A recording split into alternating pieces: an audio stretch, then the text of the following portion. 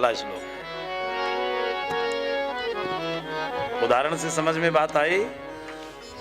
बोले है सब में वही परमात्मा, नाम रूप अलग हो गया है।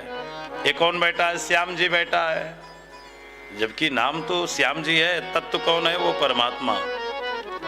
ये कौन बैठे हैं? संतोष जी बैठे हैं, ये प्रेम जी बैठे हैं, ये सूर्यकांत जी बैठे हैं, ये मनोज जी बैठे हैं, अजय जी बैठे हैं। नाम रूप अलग हो गया, है तत्व कौन? परमात्मा। इसलिए मैं बार बार निवेदन करता हूं, संसार के लोगों से यदि तुमने ईर्ष्या कर ली तो भगवान की पूजा, भगवान कभी तुम्हारी पूजा को स्वीकार नहीं करेगा, क्योंकि सब में वही बना है। ये भी तो भगवान का रूप है साहब। मैंने निवेदन किया था, मंदिर को हमारे जैसे कारीगर ने बनाई, मूर्ति को हमारे जैसे कारीगर ने बनाई, उसमें प्राण प्रतिष्ठा काशी का कोई विद्वान आया करा दिया, और उसमें हमारी इतनी श्रद्धा।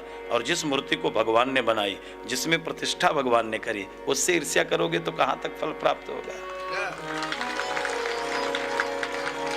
इसलिए मेरे भाई बहन, विषय समझकर ध्यान दो। माताओं को बातें कुछ कम समझ में आ रही हैं।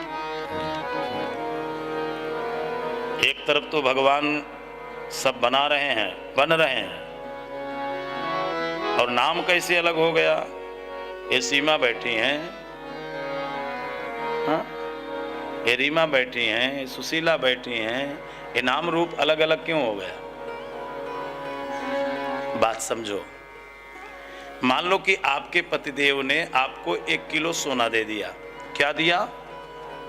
तो प्रसन्नता आई कि नहीं? प्रसन्नता आ गई। आपके पतिदेव ने आपको सोना दिया और आप प्रसन्न हो गई। अब आपने उस सोने के क्या किए काम? दागीने बनवा लिए।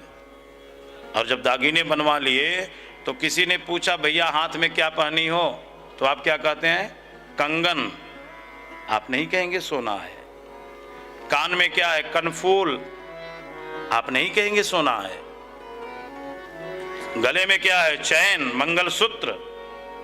नाम अलग हो गया, तत्व क्या है? सोना। अब एक दिन आपको क्रोध आया, पतिदेव से झगड़ा हुआ, क्रोध आया, सारे आभूषण को उतारा, ओखली में डाला और मूसल से कूट दिया, तो क्या बचा? सोना। पहले भी सोना था, बीच में भी सोना ही है, केवल नाम रूप अलग हो गया है, और अंत में जो शेष बचता है वो सोना ही रहता है। ये प्रथम श्लोक है। इसलिए मेरे भाई बहन, हम में ओम, तुम में ओम, सब में ओम समाया है, सबसे कर लो प्रेम जगत में, कोई नहीं पराया है। सब में वो परमात्मा है। ये भागवत का प्रथम श्लोक है। इसे कहते हैं ब्रह्म तत्व।